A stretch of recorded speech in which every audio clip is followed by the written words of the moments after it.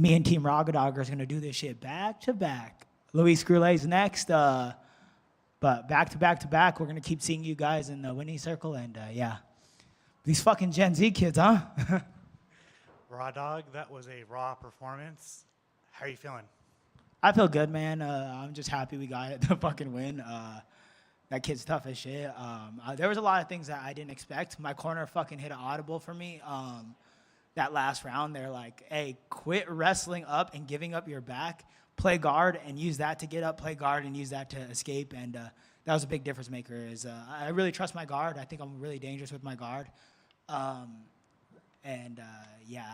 kid, if he got my back, was hard to escape. I was actually really surprised by that. You said that the game plan going in was you were going to knock him out in the first round, but like, did you have anything like in the back of your mind, like if it was going to go 5 rounds, like what was the game plan? I really believe I'll beat anybody in the 5th round. I think I'm a 5-round fighter. That's why I campaigned so hard in this fight. I really believe that this fight could have took place in the Sphere, but I believe I'm a 5-round fighter, and with the number 1 next to my name, I should be in nothing but 5-round fights. I think flyweight should always be in 5-round fights, and I think I should always be in 5-round fights. As long as I have a number 1 next to my name, as long as I have a ranked spot, I believe 5-round fights is what I should be doing, and I believe in myself to the end. Was there anything that you didn't expect from Tyler? Just like yeah, I didn't expect any of that shit. I thought I was gonna cruise through him, honestly. Hey, I give that kid a lot of respect. I give that kid a lot of praise. I 100% believe that he's gonna be a champion one day, and I've said that before this fight even took place. I said that before I even knew we were gonna fight. I have a post from like 2 years back, and I'm like, I'm here with the future of the flyweight division. That being said, I thought I was going to cruise through him. I didn't think that fight was going to be close. I thought 2 minutes in the first round, you're going to see me walk out with a submission or a knockout or whatever it is. I'm 5th round in. I'm looking at my corners, and I'm like, I can't believe this shit went this far. Usually, we've seen you when you get locked into a body triangle. You can usually get out of those. How tight was his body triangle? Yeah. I go against this kid named Wilson. The best body triangle I've ever felt in my whole entire life. I think he helped me escape that Pantoja. And that's how Wilson feels. I couldn't believe how tight that body triangle was. I literally thought, the moment he got it, I was like, I'm going to escape this. This is going to be nothing. And it was something, man, and that sucked. And then on top of that, Wilson doesn't punch me in the face. So, yeah, that was not fun. But I'm happy I got the W. I'm happy I could experience that. I'm happy I could be humbled a lot because I was really not being that humble in the back. On top of that, like, you were punching him. He was just kind of walking forward. Like, did you expect him to be as tough as like especially that 3rd round? Like, his body language was not responding well.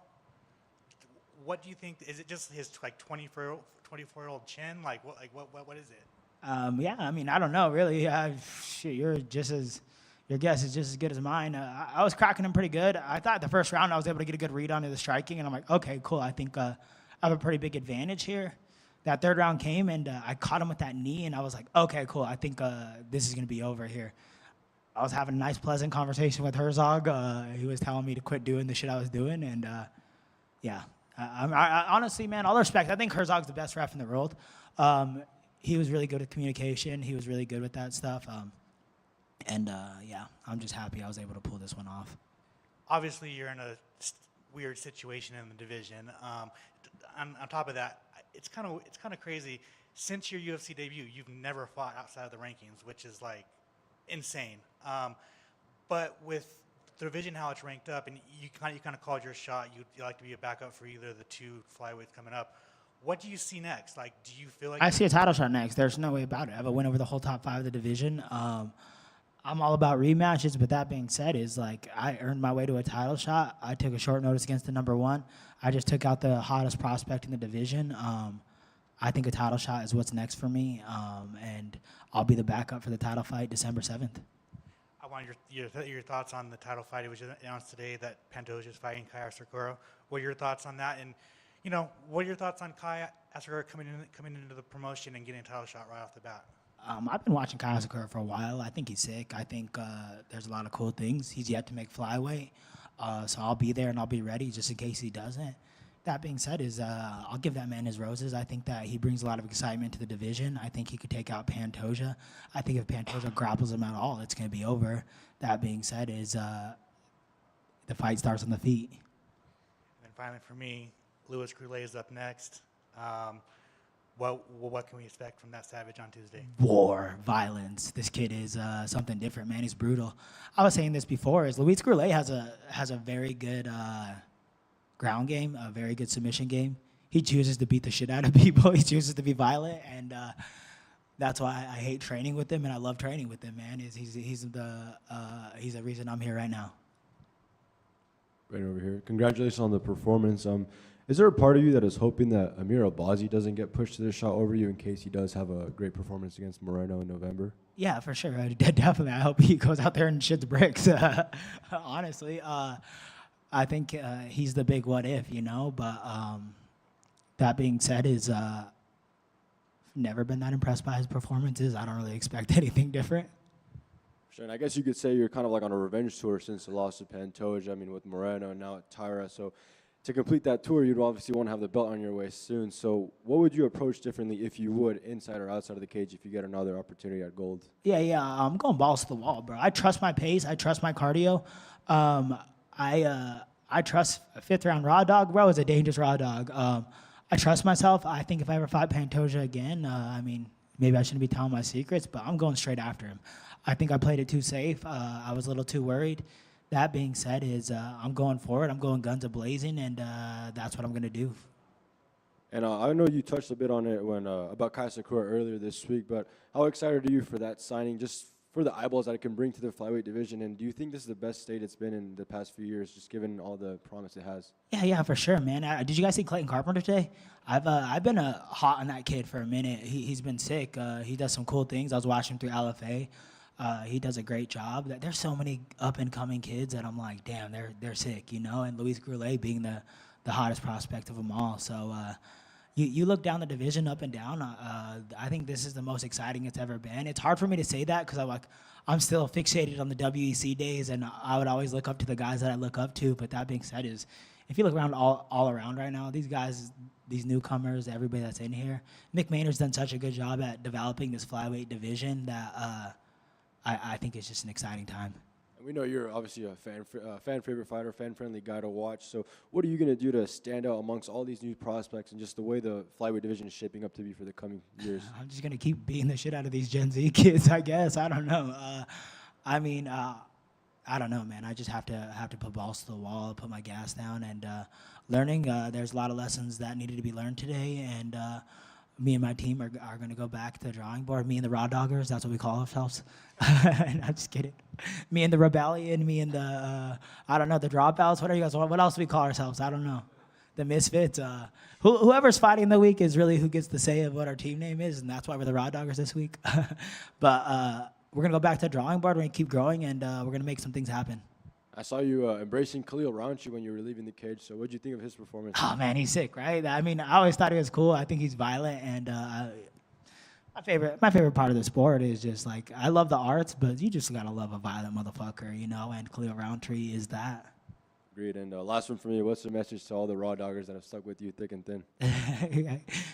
Raw Dog's always sticking, huh? I don't know. I got nothing, man. I'm sorry for fucking making that close, but we'll go balls to the wall every time, man, and no regrets out there.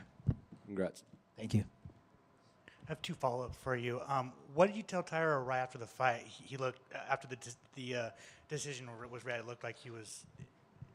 I told him, man, anything he needs. He comes to Colorado. I've trained with him before. He does a month in Colorado. Anything he needs, anything that I could do to help him get that belt, anything. He needs a ride. He needs a fucking place to stay. He needs food, any of that. He's more than welcome to stay at my house. He's more than welcome to borrow a car. He's more than welcome for me to drop him off. That kid comes to Colorado. I don't know how he gets around, but you could see him training in all these rooms. He's doing anything he can to become champion, and I thought it was really evident. Man, that kid, to fight me is a fucking level up. He's putting highlight reels on. I was watching his highlight reels, and I'm like, I don't know how I'm an underdog. I don't know how any of this stuff is. I was watching his highlight reels. I'm like, I don't even know who any of these guys are that he's highlight reeling. You know what I'm saying? So I'm over here in my head. I'm like, you guys are underestimating me, yada, yada, yada. That kid leveled up. That kid leveled up to fight me. and he's gonna do it again in his next fight, and so on and so forth. But that kid leveled up to fight me, and he did a great job. And finally, you got fight of the night. I think you said on the post show that you plan on buying a gym and then helping out the kids in Colorado. Can you just explain that a little bit? Yeah, man. I really want to put together a nonprofit, and obviously the gym's going to be for profit, but I really have it in my head that I want to, what I really want to do in my life besides martial arts and becoming a champion is I want to use my platform to help out kids. I want to use my platform to start a Boys and Girls Club. I want to use my platform to give back and just give kids an opportunity. I work with a lot of Hispanic kids, and anytime I go talking to the schools or I talk to the kids, it's just like, you know, everybody wants to be a basketball player, a football player. The Hispanic culture grows up to be 5'6", 5'9" tops.